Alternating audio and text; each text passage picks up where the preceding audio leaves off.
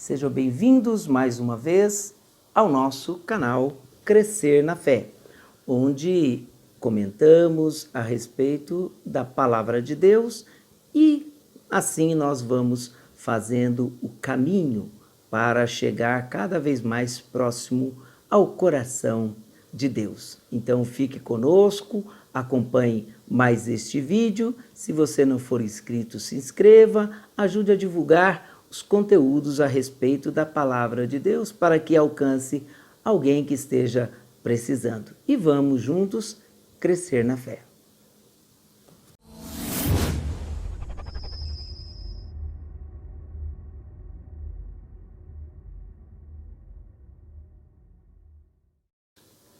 Mais uma vez, nós estamos passeando pelas páginas das Sagradas Escrituras, pelo mundo bíblico da Palestina, para entender quais foram as circunstâncias que cercaram a vinda de nosso Senhor Jesus Cristo e todo a sua missão salvífica para com toda a humanidade. E hoje vamos dar continuidade. Falamos da dinastia Herodiana no encontro passado e vamos ver hoje, não é? Aonde é que Jesus se situa também diante desses personagens? Tiveram alguma implicação? Tiveram de alguma maneira, eles estiveram presentes na história de Jesus e da Bíblia? É isso que vamos tratar no vídeo de hoje. Portanto, fique conosco e vamos juntos crescendo aqui no conhecimento do Senhor. Convido você, antes de mais nada, a rezar conosco para que a gente possa dar mais este passo rumo ao nosso crescimento. Em nome do Pai, do Filho e do Espírito Santo. Amém. Peçamos àquela que foi a mãe da palavra encarnada para que nos ajude a fazer tudo aquilo que ele nos disser. Ave Maria, cheia de graça, o Senhor é convosco. Bendita sois vós entre as mulheres, e bendito é o fruto do vosso ventre, Jesus. Santa Maria, Mãe de Deus, rogai por nós, pecadores, agora e na hora de nossa morte. Amém. Queridos amigos, nós apresentamos a vocês a divisão ou a sucessão herodiana no encontro passado. Hoje nós vamos então entender como Jesus estava situado diante desse cenário. Primeiramente, quando Jesus vem do Egito para então habitar em Nazaré da Galileia, ele, consequentemente, estará sob a jurisdição de Herodes Antipas, o filho de Herodes o Grande. Você se lembra que, na narrativa de Mateus, eles viriam para a Judéia, mas quando eles chegaram em Israel, percebendo que Arquelau é quem governava aquela região, eles preferiram ir, então, para a Galileia. E lá, então, estavam sob a jurisdição de Herodes Antipas. Onde Herodes Antipas entra na história? Ele já entra na história, nós vamos poder perceber isso, logo no começo do Evangelho. Se pegarmos aí a narrativa do Evangelho de São Lucas, nós vamos perceber que Herodes já é citado. Em que circunstâncias?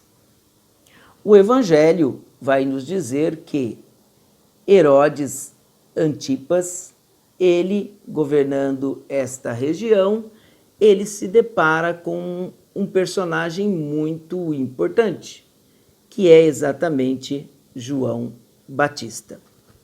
No Evangelho de São Lucas, no capítulo 3, nós temos a menção a este representante da dinastia herodiana. Acompanhe comigo. Lucas, capítulo 3, versículo 19. Lucas capítulo 3, versículo 19.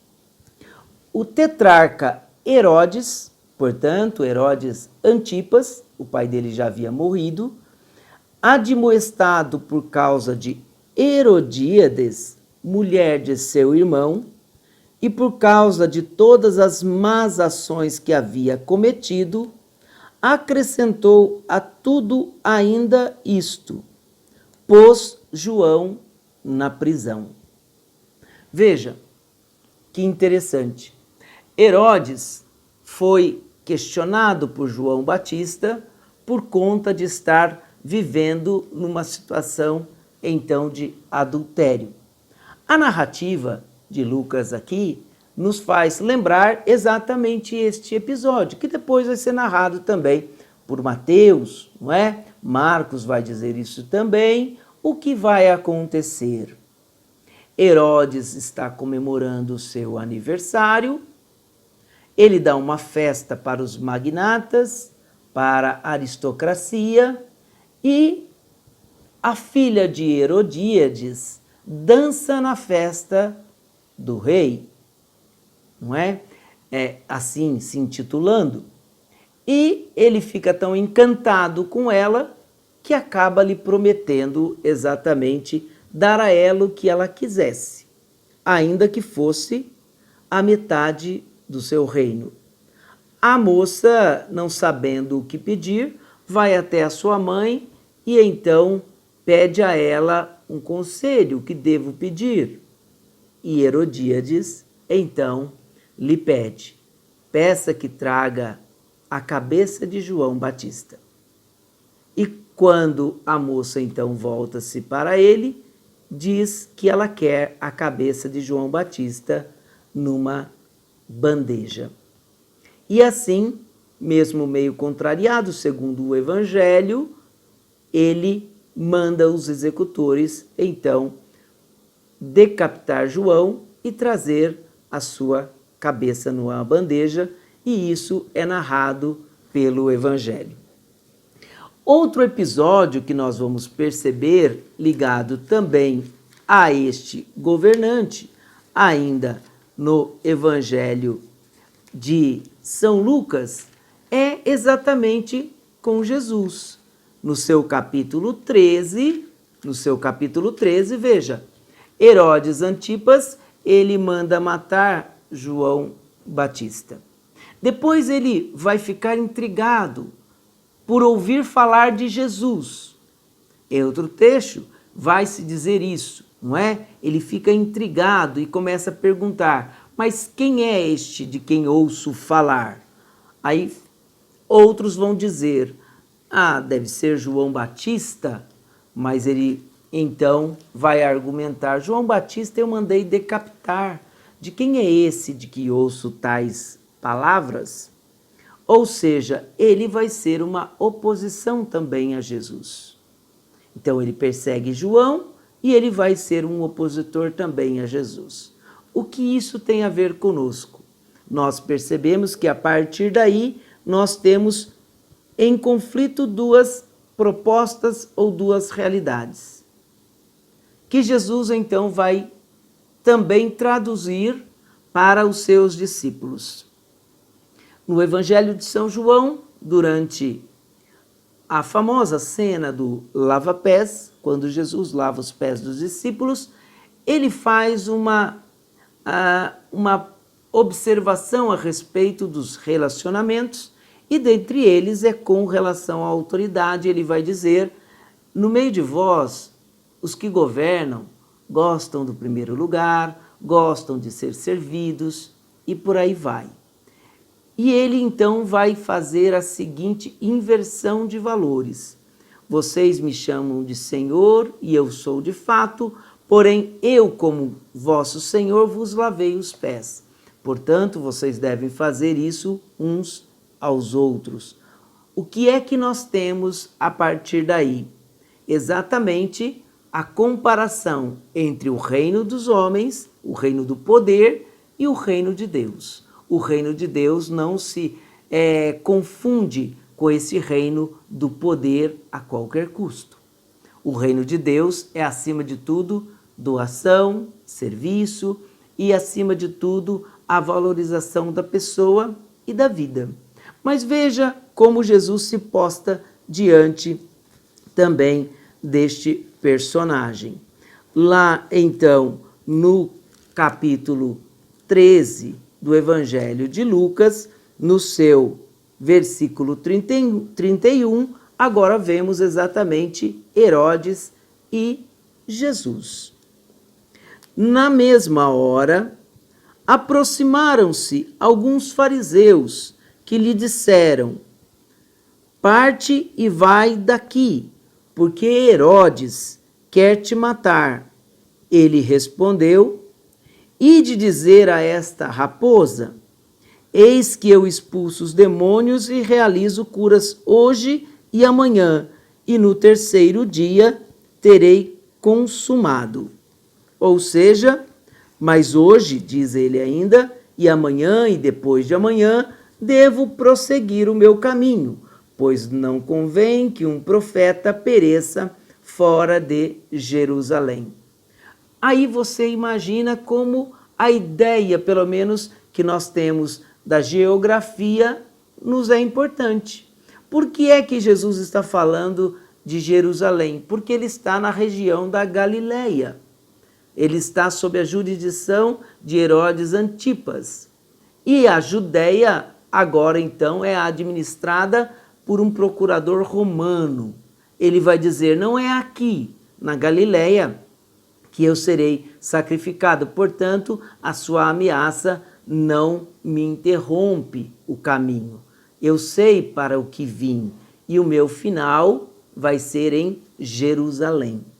Então veja como esses contextos políticos e geográficos fazem parte também da composição das Sagradas Escrituras.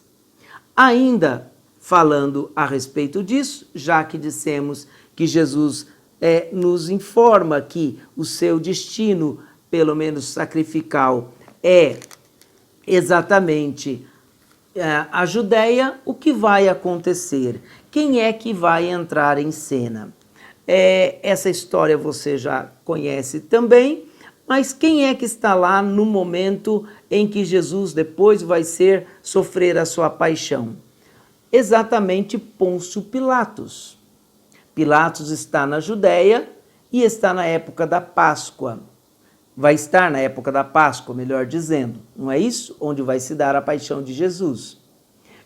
A Judéia e Jerusalém, que contam normalmente com 25 mil pessoas naquela época, em tempos de festas, em tempos de grandes eventos como era a Páscoa, este número, na verdade, ele vai triplicar.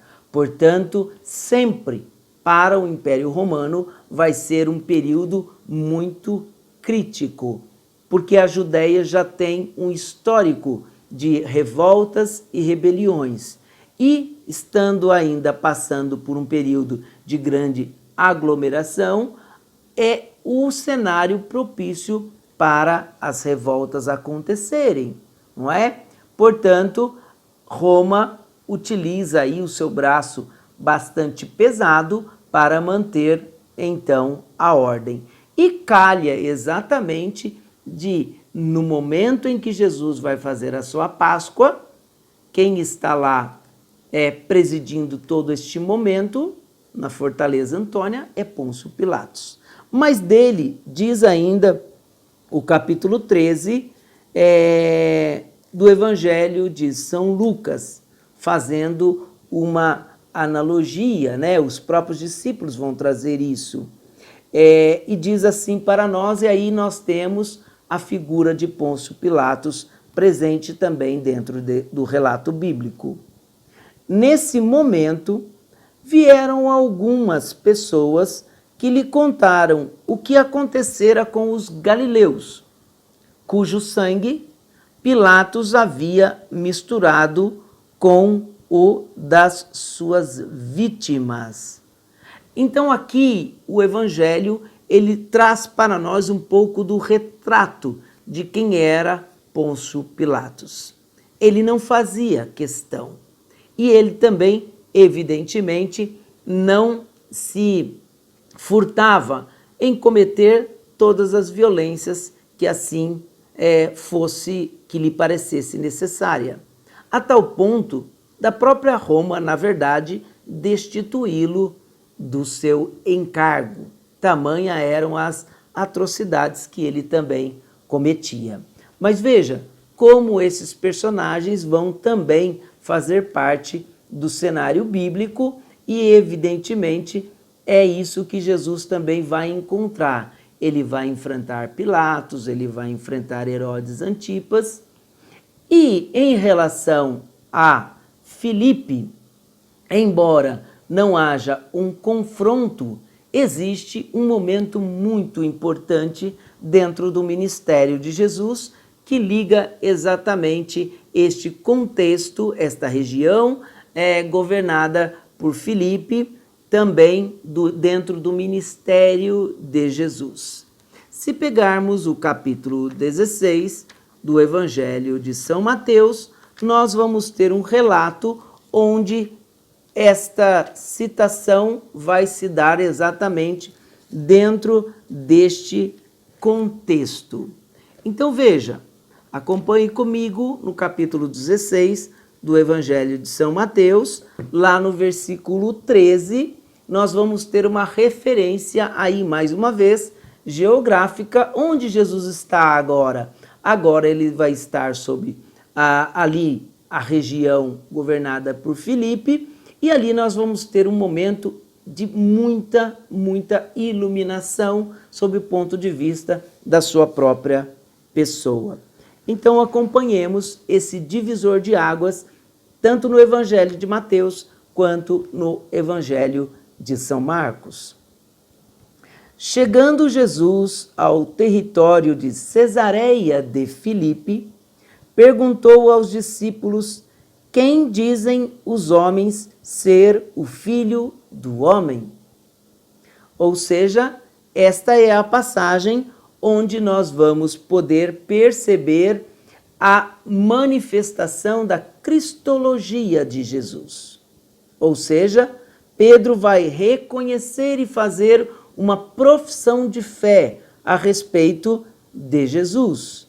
O texto nos diz: disseram, uns afirmam que é João Batista, outros que é Elias, outro ainda que é Jeremias ou um dos profetas. Então lhes perguntou: e vós, quem dizeis que eu sou? Simão Pedro respondeu: tu és o Cristo, o Filho do Deus vivo. Aqui está a profissão de fé e o divisor de águas para a missão de Jesus e para a vida também dos discípulos. Agora, onde isso se dá? Exatamente na Cesareia de Filipe. Como já dissemos, para fazer a diferenciação. Eles estão aqui na região de Tiberíades, que a Bíblia também vai chamar, mas que Filipe, para homenagear então o seu imperador, ele dá a esta região o nome de Filipe, né? Cesareia de Filipe, também batizando aí Betsaida, e Júlia, também uma outra cidade importante, também em homenagem à filha do imperador. Então veja como esses personagens, eles tiveram direta ou indiretamente implicações na vida de Jesus. E por fim, como já dissemos em encontros passados, Agripa I é sob ele também, que depois vai governar a região agora unida, ou seja, vai governar tanto a Galileia quanto a região ali da Judéia, não é? Da Samaria, a região também de Filipe, é onde, sob o seu governo ou administração, se dará, inclusive, o martírio de Tiago no começo da igreja, não é? E depois também será feita a tentativa e a prisão de Pedro, que depois se tinha a intenção de oferecê-lo por ocasião da Páscoa, narrada em Atos dos Apóstolos, mas que sabemos Deus vai livrá-lo disso. Esses são os contornos que estão presentes aí durante a dinastia herodiana e que tem implicação direta com a pessoa de Jesus, não é? Tanto que Jesus, diante de Pilatos, vai debater, de certa forma, com ele a respeito do conceito de reino, de poder, de liberdade, de governo. E vai dizer: o meu reino não é deste mundo. Se assim o fosse, eu não seria entregue em suas mãos, não é? Então, queridos e queridas, é esse o contorno que está cercando todo o ambiente do Novo Testamento. E a partir desses conceitos, nós vamos conseguir compreender um pouquinho melhor o porquê da edição das cartas, do Evangelho, para que a comunidade possa viver e sobreviver ainda numa sociedade sujeita a todos estes condicionamentos. Espero que você tenha gostado do vídeo de hoje. Fica aí a nossa indicação para que você agora, ao ler o Evangelho, principalmente, se atente a esses detalhes e possa aprofundar o seu conhecimento sobre a Palavra de Deus. E até o próximo encontro, se Deus quiser.